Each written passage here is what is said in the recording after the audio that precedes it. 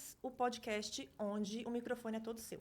Hoje a gente tem uma história, assim, muito cheia de reviravoltas para contar. Tem uma história de mudança de profissão aqui no meio. Mas antes, siga nossas redes sociais, curta, compartilhe os nossos conteúdos. Estamos no YouTube, no Spotify e no Instagram, né, Tânia?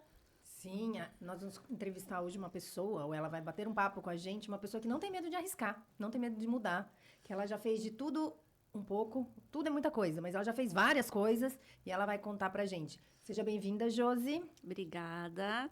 Tudo bem, meninas? Prazer estar aqui. Obrigada pelo convite. E você falou que eu não tenho medo de mudar, né? Só fazendo uma observação aqui, eu tenho medo de mudar meu cabelo, acredita? A gente faz mudanças mais drásticas, mas o cabelo eu tenho medo de mudar. Algum ponto de segurança que tem pra você é o seu cabelo.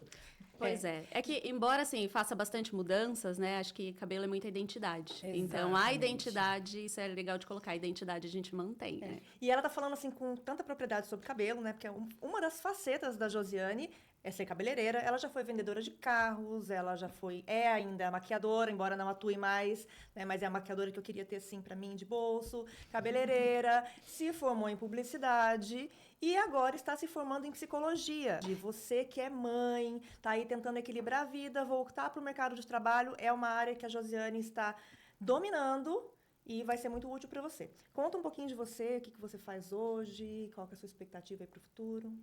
Bom, eu sou a Josiane, né? Eu tenho 39 anos, então estou aí já prestes a completar os 40 anos e decidi fazer mais uma transição de carreira, né? Então, eu comecei a trabalhar muito cedo. Eu comecei a trabalhar com 13 anos de idade. Então, já experimentei de muita coisa no mercado de trabalho, já passei por fases onde eu era a única da família, mulher da família que trabalhava, né? De uma família bastante conservadora que não tinha essa tranquilidade de, né, a mulher pode sair para trabalhar, ter o seu dinheiro. Então, assim, eu comecei a romper alguns tabus logo cedo. E acho que isso também foi bastante importante para essas transições que eu vim fazendo ao longo da vida. Então, como você comentou, né, eu já trabalhei em concessionária, trabalhei em escola, fui para a área de marketing, saí da área de marketing, caí num banco, fui bancária. E no banco eu tive contato com a área da beleza. E aí fui para a área da beleza. E na área da beleza eu fiquei por 10 anos. E agora estou transicionando de novo, né? Prestes a completar 40 anos, eu estou transicionando para psicologia. Uhum. Então, assim, é bastante tempo e bastante história. Sim. E a gente, né, fala bastante por aqui sobre as experiências, né? Que nenhuma experiência é perdida. A gente sempre acaba trazendo alguma coisa de algum momento que a gente viveu, de alguma coisa que a gente aprendeu. E a Josiane foi empresária por 10 anos, né? Teve salão. Como que as suas experiências, né? Acho que tudo que acabou te levando até ali foi útil, né? De ser vendedora, de saber se comunicar com o cliente, do próprio marketing, né? O que você enxerga de bagagem aí que foi super útil na sua vida? Bom, a questão com o salão, assim, me trouxe experiências diversas, né? A questão de empreender não foi a minha primeira experiência empreendendo. Já tinha tido experiência antes, né? Já tive uma loja. Assim, é interessante que a minha história sempre ela tá convergindo com o público feminino. Então, assim, por um tempo, antes de eu entrar no banco, eu tive uma loja de acessórios, então eu já tinha contato com o público feminino. E no salão, isso foi se consolidando, né? Porque você tá ali 100% do tempo em contato com mulheres, contato com histórias. E foi assim, para mim, foi o maior ganho desse tempo com o salão foi justamente esse contato com mulheres, fazer parte dessas histórias. Mas em relação ao empreendedorismo, é bastante interessante porque a gente tem uma cobrança, né? Como mulher. Então, quando eu abri o salão, seria ali a fase que a maioria das mulheres está engravidando, está tendo, né, começando a planejar maternidade, ou até já estava até atrasada para isso, né? Pelo consenso. Uhum. Mas tinha muito essa cobrança, né? E aí, mas você não vai ter filho? Eu já morava com meu marido, né? Eu sou casada hoje, a gente não tinha formalizado, mas a gente já morava junto. Então, era a expectativa de 1 ano ali que a gente estava morando junto, a expectativa é que eu fosse ter filho. E eu estava parindo um outro filho, né? Que era minha empresa. Então, e eu tive contato com muitas mulheres que, inclusive, tinham abandonado a carreira, ou tinham dificuldade de conciliar as coisas, ou tinham uma culpa muito grande por ter que trabalhar e conciliar com a maternidade. Então, assim, essa experiência de ter esse olhar, ter esse foco na carreira, como empreendedora, que exige muito mais até da gente, né? Eu falo que não é você chegar 6 horas da tarde, fechar seu computador e ir embora, né? Então, exige muito, trabalha fim de semana, a gente está sempre trabalhando, quando não no operacional, você está trabalhando ali no administrativo. E aí, eu acho que a maior experiência para mim foi aprender a lidar com as escolhas que eu fiz. Acho que é por aí. E que é um desafio para muita mulher, né?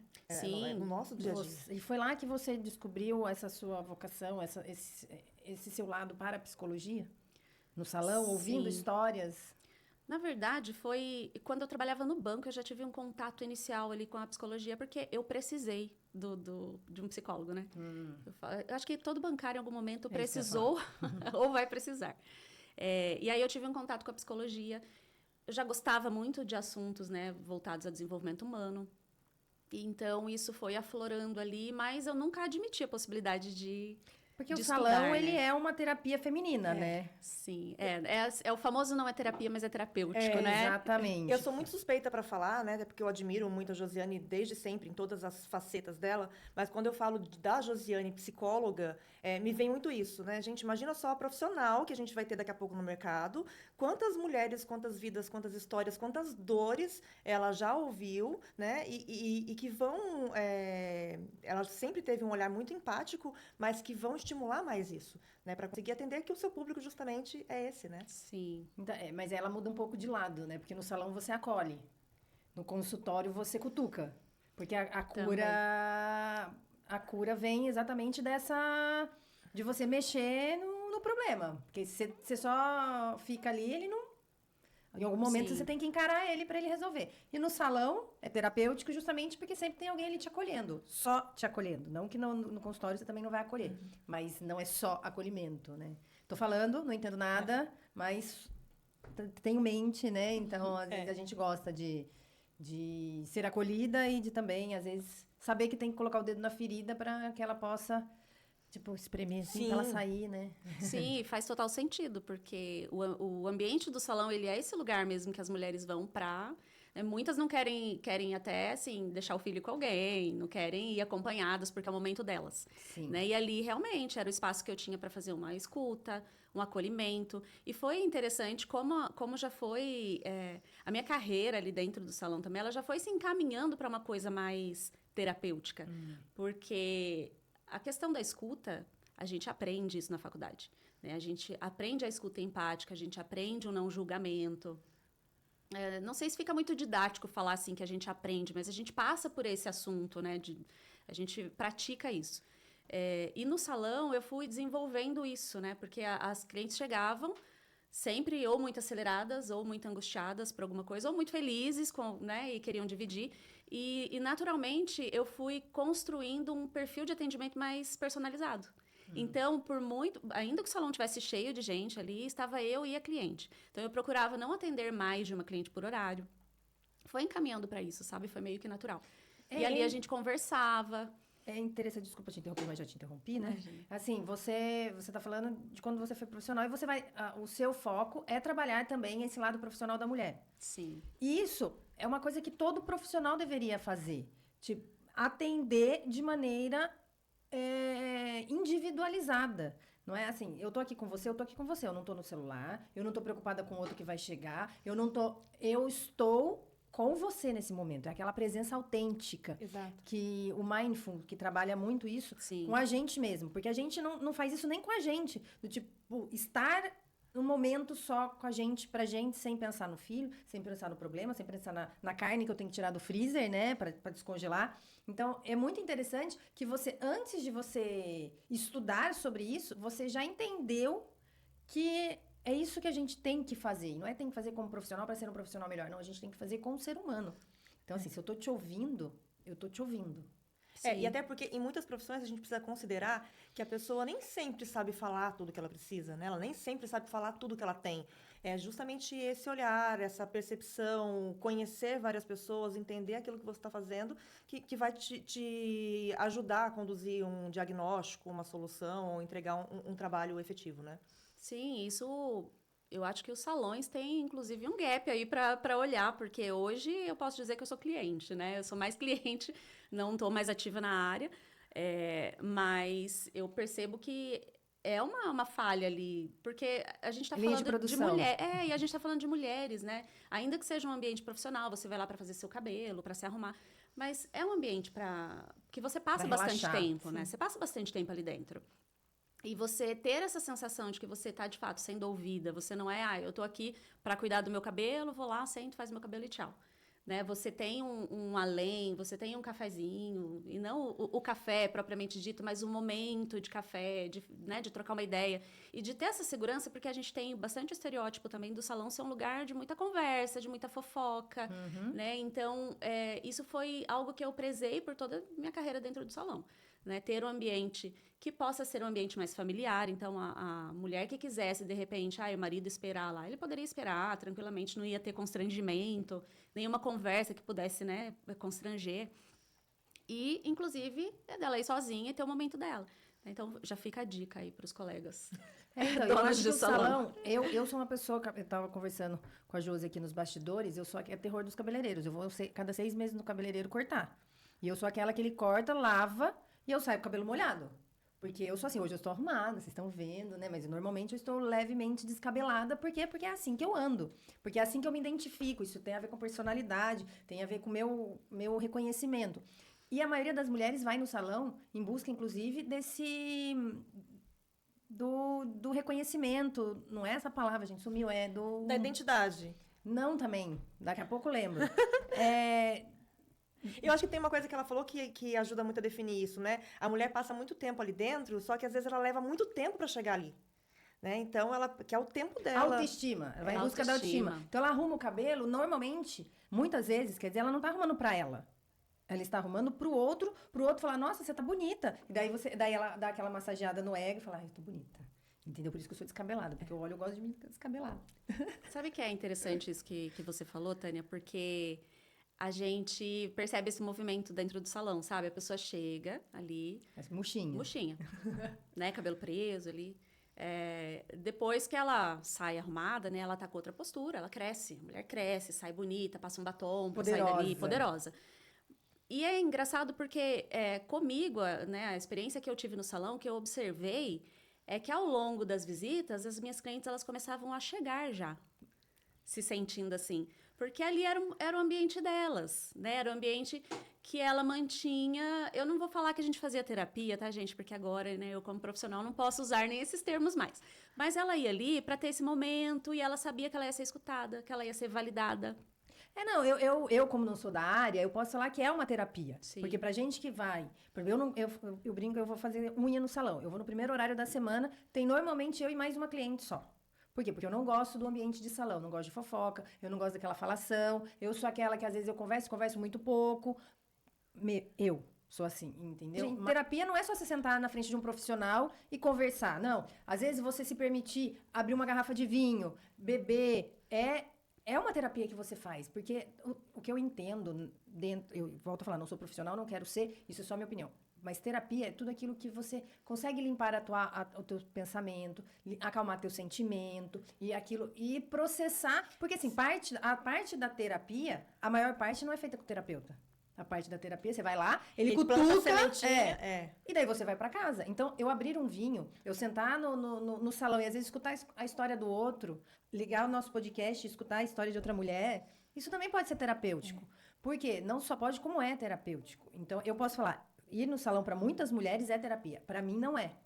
Porque eu falei, já não vou falar de novo, fica aí no preto e branco. E por quê? Porque eu não gosto, entendeu? Mas tem gente que sente a necessidade. Até uma ela sente a necessidade no momento dela, cabelo e unha. E até, se a gente lembrar um pouco, né, do período da pandemia, só o fato de sair de casa para ir para qualquer lugar já era uma terapia.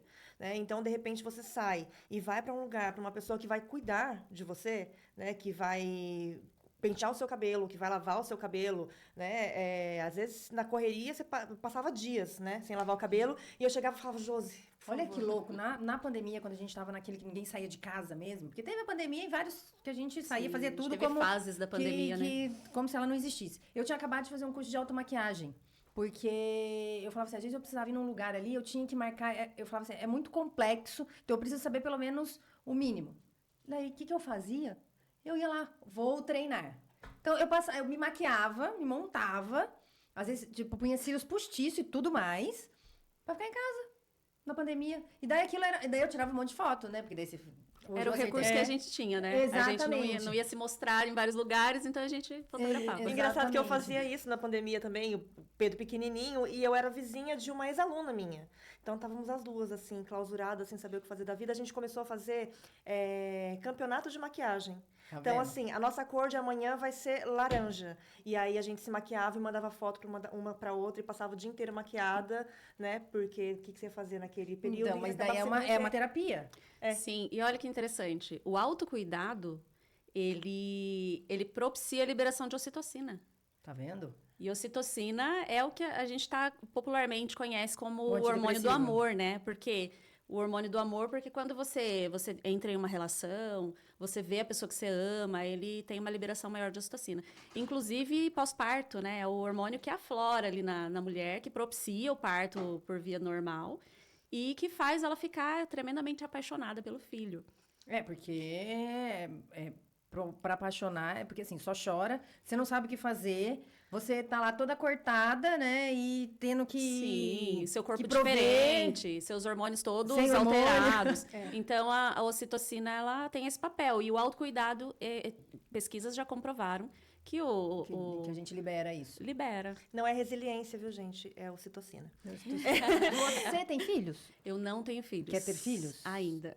Ah. Então, e aí essa é uma parte da minha história, assim, que eu acho também que foi uma decisão bastante consciente, justamente porque várias transições que eu fiz aí de carreira, eu fiz meio no susto, né? Foi assim, acho que Não quero era mais, por não outro tá dando caminho. Sim. Muito por falta de autoconhecimento, né? Porque o autoconhecimento é algo que te leva a fazer escolhas mais conscientes. E por conta de, num determinado momento da vida, eu comecei a buscar mais, e aí eu fui fazer terapia, e eu comecei a focar no meu autoconhecimento, eu tive a escolha de esperar para ter filho. Então, foi uma decisão consciente de deixar a maternidade mais para frente, por vários motivos, né? Entre eles o profissional também.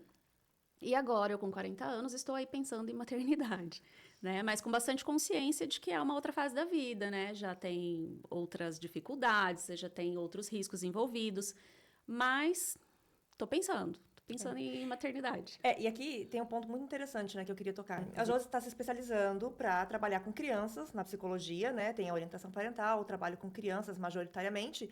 E outro dia eu vi que ela fez um post com conteúdo super legal sobre criação respeitosa, alguma Sim. coisa assim. E uma mulher perguntou: você não sendo mãe, você acha que tem competência para falar sobre maternidade? Olha só como as mulheres mesmo julgam uma às outras. Mas só pegando o gancho, eu perguntei sobre isso, sobre se você é mãe, justamente por isso. Porque, normalmente, as pessoas que não passam por determinadas situações falam que o outro não tem lugar de fala. Então, é aquilo que no meu profissional, eu prezo muito. Eu sou advogada, trabalho muito com direito de família, e eu acho um absurdo uma mulher procurar um homem para defendê-la. Porque ele não tem ideia de uma carga da mulher. Entendeu? Então, se eu perguntei isso justamente porque, como você quer trabalhar com crianças e com o profissional da mulher equilibrando a maternidade, eu acho que é um ponto que talvez as pessoas venham te perguntar, tá, mas como que você me ajuda se você não faz? É igual o Sim. padre, né? Por que o padre pode celebrar seu casamento se ele não é casado? Por que ele te dá É conselhos igual sobre assim, eu matrimônio? vou contratar um personal que não faz exercício?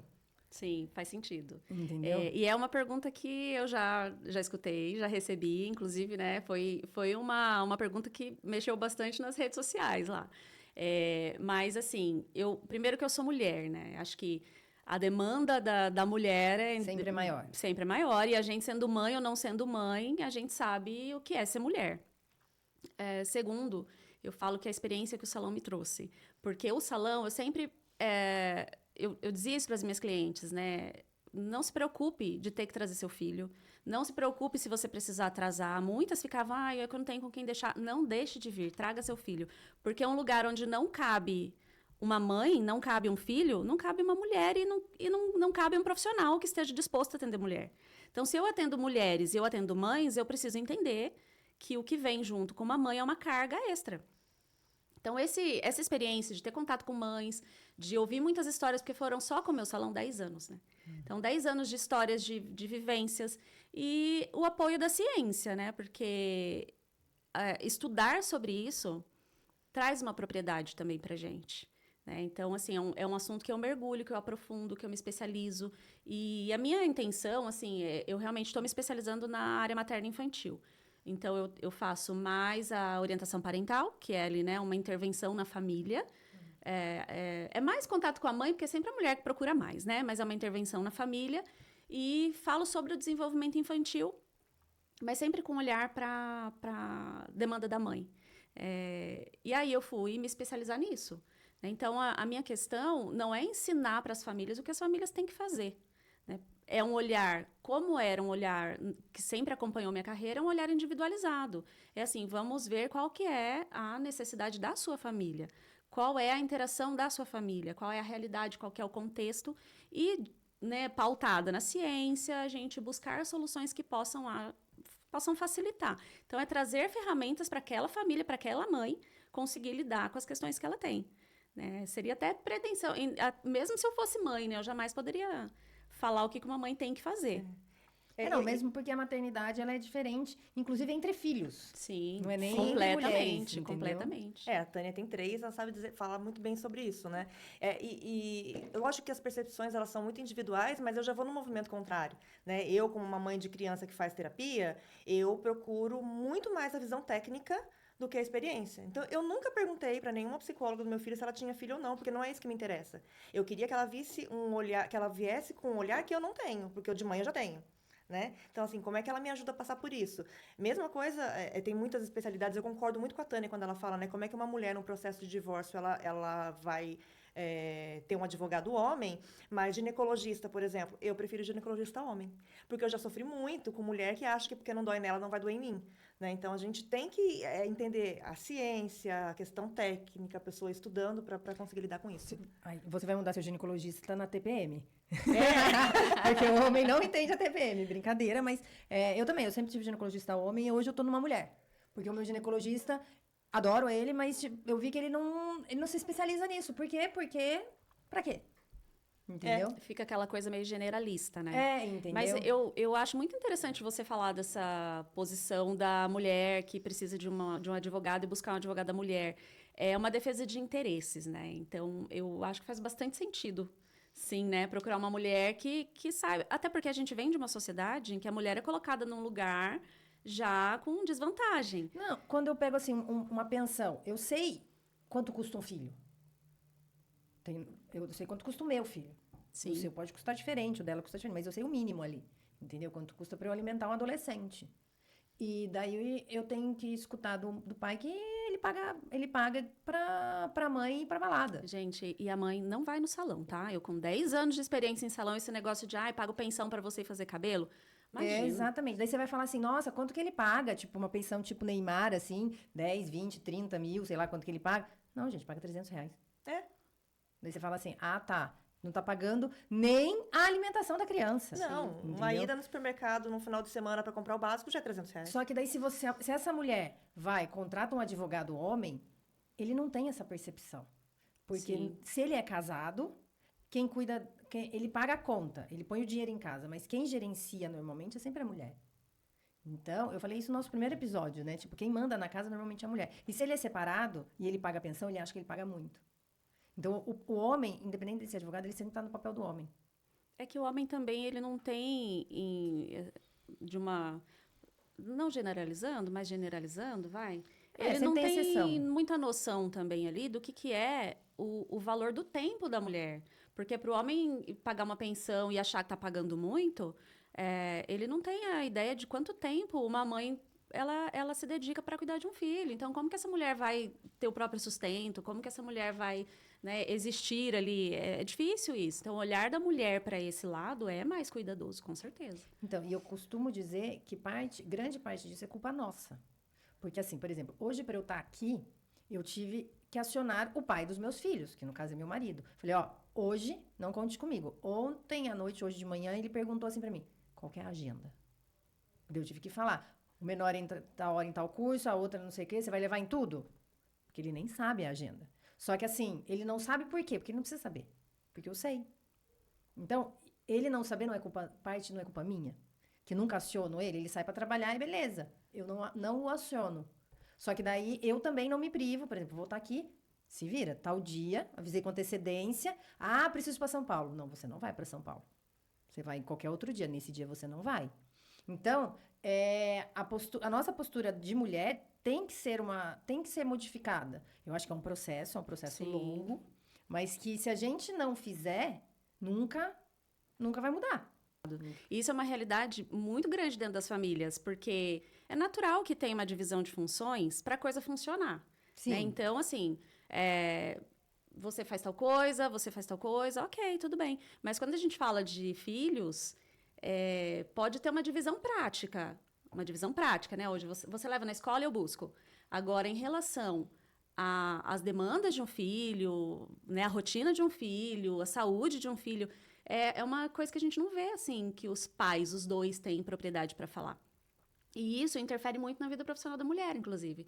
Porque a mulher se dedica muito mais, ela se preocupa que se ela for trabalhar, o filho ficar doente, quem que vai levar ao médico, quem que vai levar para fazer um exame. Thelma? Exatamente. A própria terapia, né? Terapia, psiquiatra. A primeira vez que o meu filho foi pro psiquiatra sem mim, porque eu estava fora a trabalho, eu fiz um relatório de toda a vida dele, desde a gestação, né, até os tratamentos que ele já tinha feito, os remédios que ele tinha tomado, 7 páginas. Escrevi um doc, compartilhei o link com meu marido, mandei para minha sogra também, porque falei assim, né, ela queria ir junto, vai acompanhar. Tem que ter um backup ali, né? Até quando o marido vai, tem que ter um backup. Tem que ter um backup. E aí, assim, porque se a psiquiatra perguntar X, ele não vai saber responder o X. Né? Quando, na verdade, deveria ser um processo normal, claro, de se inteirar das coisas, mas em que momento eu deleguei isso? Né? Em que momento eu falei assim, agora é você que vai tomar conta? Talvez não pelo seu filho, mas talvez eu sou muito prática, tanto é que eu tava falando com a minha filha outro dia e ela falou: é porque eu não tenho responsabilidade. Eu falei: não é por esse motivo que você não faz. Porque se você não tivesse responsabilidade, você ia fazer isso e ia te jogar nos leões para você aprender. Porque responsabilidade a gente vai tendo conforme você vai tendo demanda, então. E se você não tivesse feito nada disso, ele ia ficar com tanta vergonha na frente do médico, com tanta vergonha na frente do médico. Na próxima vez ia correr Exatamente. Exatamente. E assim, aí É verdade. Ou ele ia desmarcar o médico, assim, em cima da hora, e ia falar, não deu pra ir. Entendeu? Porque assim, eu falo, eu não tô aqui pra facilitar a vida dele, do meu marido ou do pai das crianças. Não, porque ele tem que ser pai. Sim. Entendeu? E ser pai é, inclusive, saber que a criança, por exemplo, tem medo de escuro. Sim. Porque se ele não sabe, a falha está nele, primeiramente, e depois em você também. E isso, tô falando na minha ignorância, na minha vivência de casa. Porque, assim, se eu blindo todo mundo de tudo, vai dar ruim no final. Alguém vai ficar sobrecarregado, né? Não vai fluir, porque tem coisa que o filho tem que se relacionar com o pai, não é com a mãe. Tem coisa, por exemplo, eu tenho 2 filhos meninos. Eu fiquei, sem brincadeira, eu fiquei 1 ano falando pro meu marido, porque eu tenho um filho de 14, pra ele falar sobre relação sexual, sobre sexo com meu filho mais velho. Por quê? Porque eu falava assim pra ele, eu já falei. Só que o que eu falei não é o que ele precisa ouvir. O que eu falei é assim, você tem que respeitar a mulher, você sabe isso, não é não. Porque se você fizer qualquer coisa, você não vai só se ver com a família dela, mas você vai se ver comigo também. Porque você tem uma irmã e você tem uma mãe. Esse é o tipo de conversa sexual que eu tenho que ter com meu filho. O meu marido tem que ter outra. E daí, assim, é só um exemplo, né? Então, assim, tem coisa que não dá pra eu blindar. Tem coisa que é como tem que ser. Sim, e essa questão é muito cultural também. Quando a gente entra num contexto de uma família para fazer uma intervenção nesse sentido, a gente chama de orientação parental, porque a família procura muito por comportamento de filho, né? Comportamento desafiador. E aí, quando você vai fazer uma análise ali, sentar junto, fazer uma anamnese, ver o que está acontecendo, muito é a relação dentro de casa. É a relação familiar, é a divisão de tarefas, é assim... Chamar atenção. Você é responsável pela educação do filho e eu sou responsável por pôr comida na mesa. Eu pago as contas, eu pago o convênio e você leva ao médico. Então, assim, essa interação entre o casal, né? Entre os pais ali, reflete muito no comportamento das crianças. Então, a maioria das intervenções, ela começa... Pelo filho. Busca pelo filho. Né? Tem uma profissional que fala uma coisa que eu acho interessante. Ela fala que o filho é sintoma. A criança é sintoma. A causa sempre é família. E olha como tudo isso se entrelaça, porque a gente fala de comportamento de filho, a gente fala de educação de filho, a gente fala como isso impacta na mulher, na vida profissional da mulher, de poder trabalhar, de poder ter, né, o seu lazer, a sua independência financeira também, né? Embora eu acredito, eu sou da geração ou do pensamento de que assim, o dinheiro que está dentro de casa é da família, não importa de que lado veio. Mas por ter essa autonomia. Mas é que nem todo mundo, na minha casa também, eu brinco que é um caixa único, entendeu?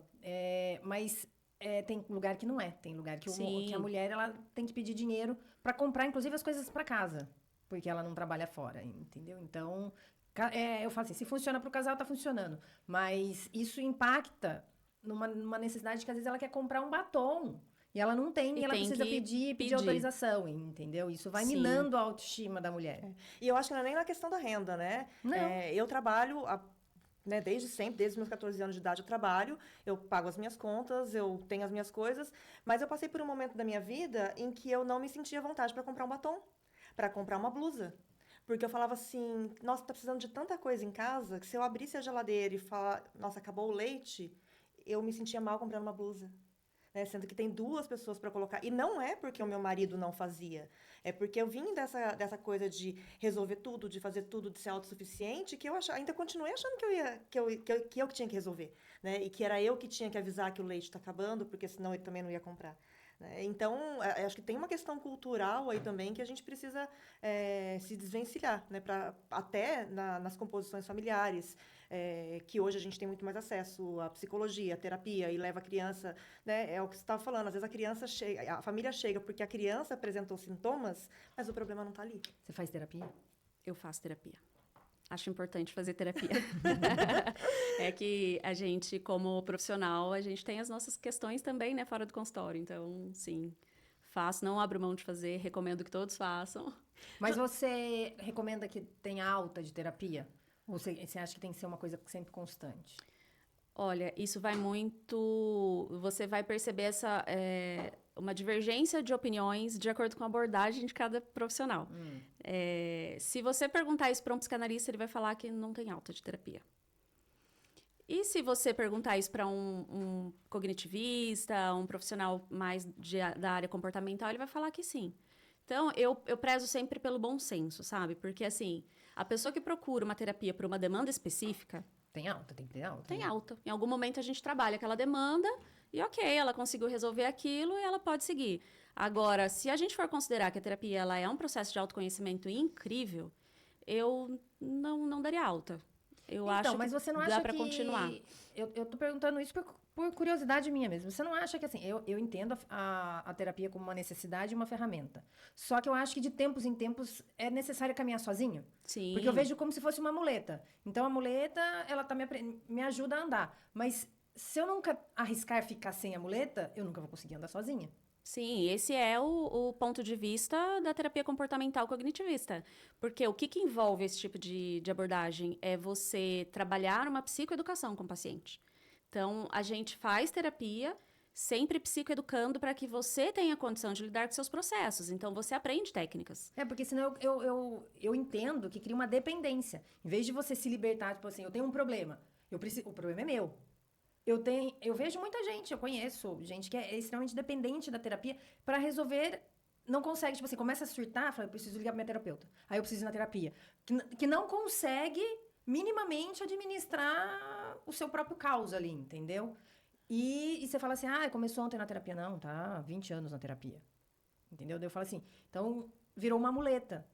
Porque eu acho que tem que ser ferramenta de autoconhecimento, Sim. de autoanálise e de evolução, não de dependência. Sim, é natural que em algum momento ali do processo terapêutico você se sinta mais, ou deveria ser, né, natural, que você se sinta mais preparada, pronta para lidar com as questões que te levaram lá. Isso, ok.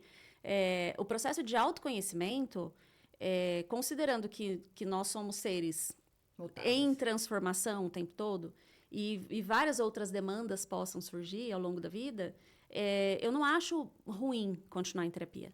Eu acho interessante, até porque eu acredito que todo mundo tem ali um quarto escuro para explorar. E esse quarto escuro ele é muito maior do que a gente pensa. Sim. Então, para um processo de autoconhecimento, eu acho muito interessante. Mas existe, sim, essa... vamos dizer que é um problema, né?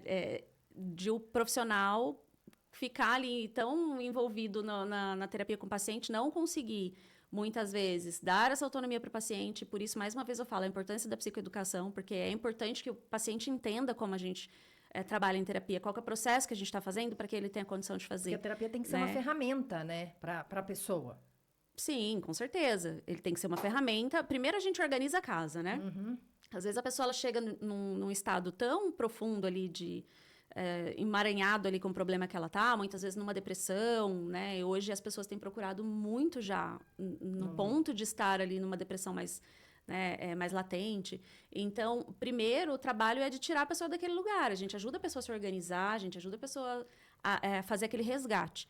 E, né, conforme vai evoluindo o processo, a gente começa a dar recursos para ela que ela possa desenvolver sozinha. Isso sim faz parte da terapia. Então, é nesse sentido, porque que eu digo, porque cada fase, por exemplo, eu tô hoje casada com filho, não sei o quê. Meu filho pega e casa. Eu vou ter que trabalhar, por exemplo, a síndrome do ninho vazio. Tô falando dentro da minha ignorância da cultura popular. Sim. Se todas as fases da vida eu precisar, eu não, mas assim, eu não evoluo, né? Eu tenho que crescer nessa... Tanto maternidade é desafiadora. Ela é desafiadora em todas as fases da criança. Porque a hora que você acha que aprendeu... Tem outra. Vem outra que você fala, puta, é pior do que a que eu estava vivendo antes, entendeu? Então, eu tenho medo de uma certa dependência mesmo. Por isso que eu falo, não, eu acho que tem que ser de tempos em tempos. Quando o negócio fica muito crítico, por exemplo, vou usar de novo síndrome do vazio. Não estou conseguindo sozinha, beleza, vou lá e resolvo. Resolver esse problema, tô bem, tô equilibrada, vou viver minha vida.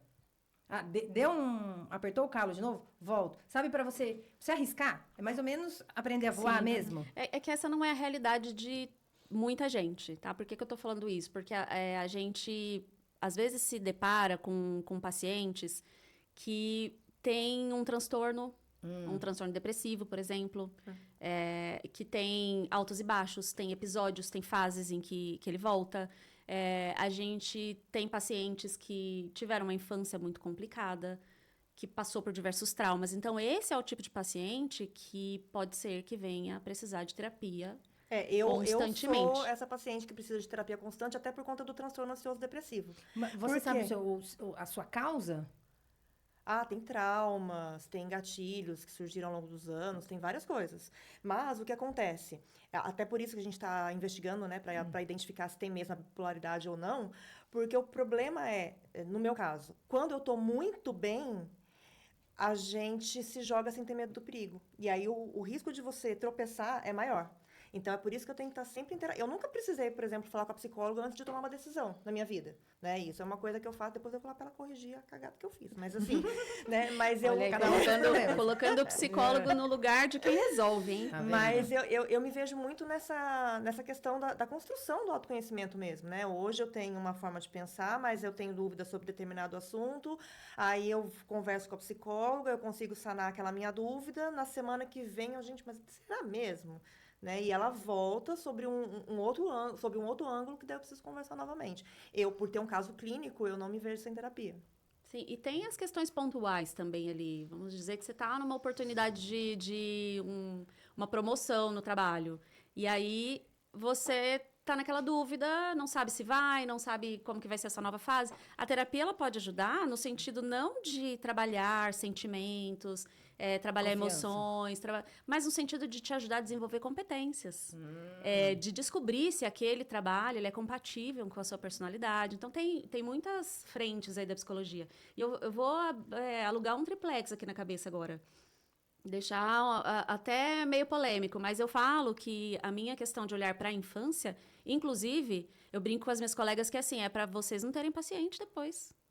Mas eu acho que tem que ser esse para o vocês caminho. não terem paciente, porque a gente vem assim, a gente cresce exposto a tudo. E isso é bom que a gente tenha exposição aos problemas. É lógico, né? Para aprender a lidar com os problemas. Mas uma coisa é você jogar uma criança que tenha exposição a tudo que é problema, tudo que é situação. E outra é você expor a criança aos problemas e amparar, dar condições.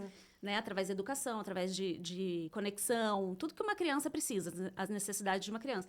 Então, a minha questão de olhar para a infância é isso. Eu falo que é para o psicólogo no futuro não ter trabalho. Eu Então, falo eu faço- isso hoje. Se eu tivesse tido uma infância com o olhar que a gente tem para a infância hoje, provavelmente eu não ia. Não, mas ia você querer. hoje, você pode curar a sua Então- criança ferida para ter alta. Só que a sua fala aqui é uma fala de dependência à terapia. Não é uma fala de cura com a terapia. Ah, não, mas não é nem de dependência. É uma fala de assim, eu quero ter a terapia porque eu quero ter uma opinião, às vezes, ou uma condução, ou eu preciso me lembrar do que está me gerando aquele gatilho. Hoje eu já consigo, por exemplo, antes de tentar agradar alguém, né, de perceber que se você me pedir alguma coisa, eu vou querer correr para te atender. E aí, uma parte minha vai ficar fora disso, eu vou deixar de fazer alguma coisa para mim. Hoje já tem momentos que eu consigo falar, opa, eu tô indo porque eu sei que ela precisa e porque eu posso ajudar, ou porque na minha infância eu fui condicionada a ser boazinha e acho que as pessoas só vão Então, me valorizar a se eu cura for da útil. criança ferida. Sim. É. É que aí o processo é mais demorado, muitas vezes. É mais doloroso, muitas vezes. É um processo investigativo Mas muito que, grande. que supostamente tem alta. Sim. Porque se uma vez você curou a ferida, todos esses gatilhos que você tem hoje, vamos supor que tudo isso que você tem é da sua criança ferida. Você curando lá, você para de ter os sintomas aqui. Então, mas como é que você cura? É uma Daí coisa é com que ela. Então, mas Daí não é comigo. eu acho que Mas que exatamente- tem.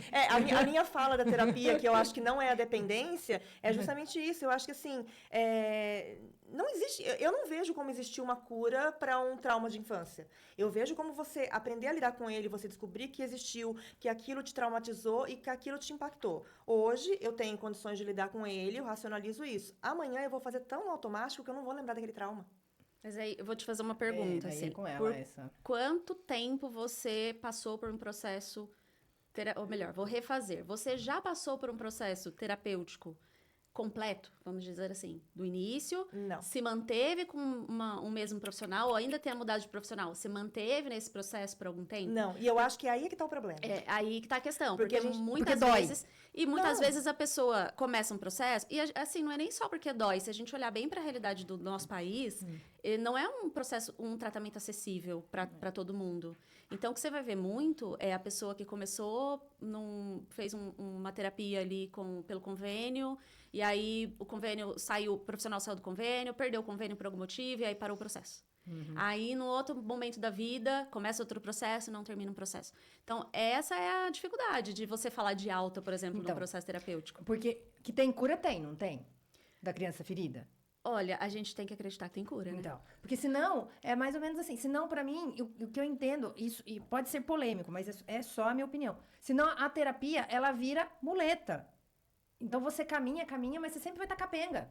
E isso é um olhar muito do profissional também, de entender qual que é o momento, inclusive de encaminhar esse paciente para outro colega, se for necessário. Porque Pra outro tipo de tratamento, né? sim, porque muitas vezes, assim, não tá fluindo. E, gente, isso é comum em qualquer profissão, não é porque é terapeuta, psicólogo, que não vai acontecer de não ter um sucesso ali com o paciente. Então, muitas vezes, o ideal seria até encaminhar esse paciente para outro profissional, porque ali já não tá mais fluindo. Ou usar outra linha, né? Você usa a linha, sei lá, freudiana e o outro usa a linha, não sei... Mas eu nem sei que linha isso é uma esquisita. coisa que nesse momento, por exemplo, está muito latente para mim, né? Vamos supor, você tem um problema na carreira, você não consegue estabelecer uma profissão, você não consegue um emprego que te satisfaça e você está nessa busca, e aí você encontra um profissional que é voltado para a orientação de carreira. É óbvio que ele vai trabalhar, né? No todo, por que você está tendo aquela trava, mas a especialização dele é a orientação de carreira. Sim. Ele te orientou, ele conseguiu, ele te curou daquele problema e você agora tem um emprego que você se sente bem, que você se sente completo, só que em outras áreas da vida você está travado ou está decaindo. Porque assim, hoje eu tenho o emprego dos meus sonhos, eu estou no cargo que eu queria, eu sou um ótimo líder, mas eu saio dali e eu estou berrando com as pessoas dentro da minha casa. Né? Eu estou tratando mal, eu não consigo ter uma conversa dentro da minha casa com a esposa, com os filhos, porque eu acho que está todo mundo me julgando. E agora que eu tenho um cargo importante, você é a única pessoa que não valoriza isso, porque até a minha psicóloga me dá mais crédito que você. Então, acho que daí cabe também aquele terapeuta falar assim, agora não é mais de mim que você precisa. Então, é isso que ela está falando. O profissional identificar e falar, aqui não está fluindo mais comigo, Eu não tô conseguindo mais te ajudar. E aí foi uma trava com a qual me deparei, né, algumas semanas atrás, porque quando você está acompanhando uma criança na terapia, né, vou usar como exemplo o Pedro. Se acontece uma coisa muito pontual, eu mando uma mensagem para a psicóloga dele, falo, olha, aconteceu isso, isso, isso, que não é normal, né? Vamos trabalhar isso? Quando você está falando da terapia do adulto, nem sempre você tem essa abertura. Quando a gente faz psicoterapia com adultos, por questão de sigilo, a gente realmente não pode abordar assuntos que sejam referentes, né, ao paciente com qualquer outra pessoa, seja familiar, seja... Ah, entendi. A não ser que seja uma questão que coloque o paciente em risco, outras pessoas em risco, ou que tenha envolvimento com algum crime, né, que a gente é obrigado a notificar. Agora, qual que é a questão da família envolvida? É buscar, talvez, se for o caso, por até própria indicação do psicólogo, uma terapia familiar. E aí é onde a família vai discutir as relações que precisam ser discutidas, né? Vai ser conduzida dessa forma. Mas é um desafio pro psicólogo também, porque a gente trabalha com a percepção que o paciente tem da própria vida. Então, o que ele traz pra gente, muitas vezes é um outro ponto de vista. E isso faz parte do processo. Até que ele olhe, que ele tem esse olhar mais... neutro. Mas até olhar por um outro ponto de vista. Porque, assim, se tem conflito, por exemplo, no casal, dificilmente isso, em algum momento, não vai ser pauta de terapia. E a culpa não é só de um lado. Se tá tendo atrito, os dois lados têm responsabilidade no atrito. Sim. Você não briga sozinho. Casamento é isso. Agora, se existe a necessidade... o ideal seria indicar uma terapia de casal, uma terapia familiar. Que é o que você também tá querendo, de casal, não? Não. O que eu faço é orientação parental com as famílias, mas não é psicoterapia, tá? A família não vai sentar na minha frente e a gente vai discutir os problemas da cada um trazer seu ponto de vista, não. O que a gente conversa, o que a gente faz são intervenções relacionadas ao manejo com a criança. Então, a gente vai ver como que é a rotina dessa família, qual que é o sintoma que essa criança está apresentando, como que a gente pode olhar para esse sintoma, né, de uma forma mais estratégica ali, né, e ver isso daqui pode ser reflexo de determinadas dinâmicas aí que a gente pode interferir, a gente pode melhorar, a gente pode adequar. E o olhar mais... Eu tenho essa coisa, acho que o lado feminino, né, me atravessa muito, esse assunto me atravessa muito.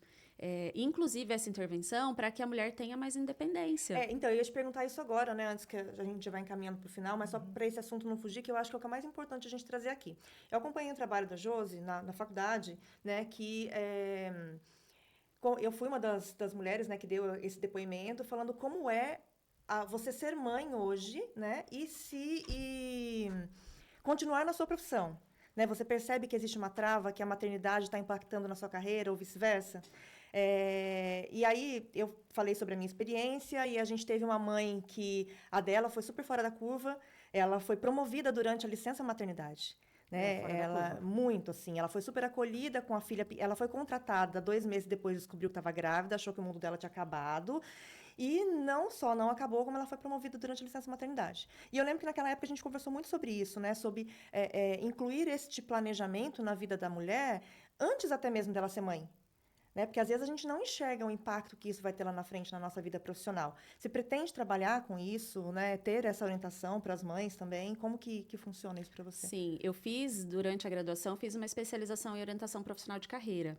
Justamente porque eu queria trabalhar com mulheres e eu queria trabalhar com mulheres mães que têm não só a demanda com os filhos, mas que olhe para si, que tem o desejo de voltar a trabalhar, ou até mesmo, engraçado, a gente fala orientação parental, a gente já pensa que assim, né, para a pessoa se preparar para o mercado. Às vezes é o contrário, às vezes é a mulher que quer sair do mercado de trabalho e ela quer ser exclusivamente mãe. Então, a orientação parental, ela trabalha nesse sentido, a gente faz um planejamento, a gente faz um preparo para essa nova fase da vida da mulher. Então, é uma especialização que eu tenho, que eu busquei, porque a minha questão é com mulheres, né?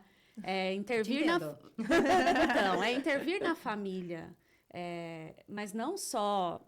É que a família, a gente não tem muito no meu ponto de vista, não tem muito essa diferenciação, né, do pai e da mãe. Já deveria ser uma coisa só, os dois terem né, Os terem dois essa... criarem o filho. Exatamente, mas não é a realidade. Então, a gente intervém ajudando ali aquela família na condução da educação dos filhos, responsabilizando também os pais. Sim. E fazendo um trabalho direcionado com as mulheres que desejam também voltar para o mercado, ou se preparar para uma promoção, se preparar para maternidade e trabalho. Então, tem isso sim, é um processo estruturado, é bem, bem interessante. Legal. Eu tenho uma última pergunta que não tem a ver com a TV. Você está preparada para não ser mãe?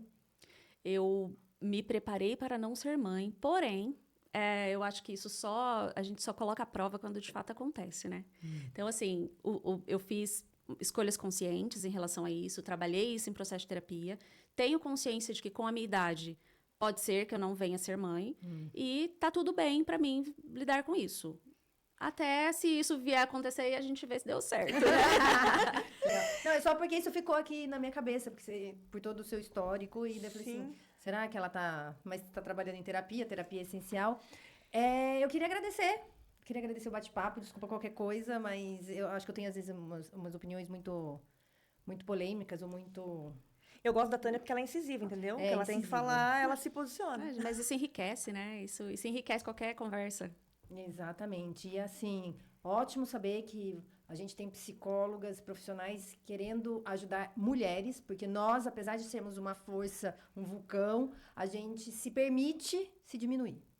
Então, a gente precisa que outra mulher mostre a nossa força, porque é sonoridade mesmo. O homem não tem noção do que a gente passa e do que a gente é capaz. Então, eu quero agradecer muito a sua presença, foi muito enriquecedor para mim. Espero que tenha sido bom para você. Então, o microfone está sempre aberto quando você quiser voltar. Obrigada. Eu que agradeço a oportunidade e é uma iniciativa muito legal esse podcast. Muito legal. Eu já estou seguindo lá, porque a gente precisa dar espaço, precisa dar voz, né? Precisa abrir o microfone para mais mulheres falarem. Né? É o que você falou. Profissional, o advogado tem vários. E uma advogada mulher, qual que é os desafios que ela enfrenta? Então, é bacana a gente conhecer histórias. Eu agradeço muito pelo espaço e foi fantástico estar aqui, foi muito gostoso. Legal. E agradeço por você ser uma profissional que está se formando realmente com vontade de ajudar, né? Porque eu vejo muita gente que entra, no meu caso, entrei na faculdade de publicidade sem fazer a mínima ideia do que eu estava fazendo ali e acabei me formando, acho que no começo foi muito no empurrão. Muita gente que entra na faculdade de psicologia quando, na verdade, precisa de um psicólogo e não para ser um bom psicólogo, né? Lido com isso, né? Já há 1 ano e meio com profissionais e profissionais. Então, obrigada por estar tão consciente, assim, da área que você quer seguir e do tipo de trabalho que você quer fazer. E aí eu vou falar mais uma vez da orientação profissional, ó, porque quando você faz um processo planejado, um processo estruturado de transição de carreira e de entender bem o que você quer, você tem até uma maturidade. Isso não é idade, tá? Embora pareça, isso não é idade, mas você tem uma maturidade maior para saber o que de fato o seu objetivo ali. Então, sim, desde o início da faculdade foi o meu lugar, assim, de olhar para isso.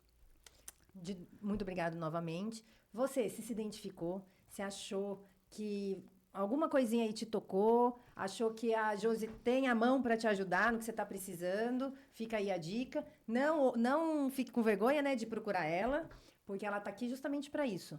E siga a gente nas nossas redes sociais, Instagram, Spotify, YouTube, e nos vemos numa próxima. Tchau, tchau.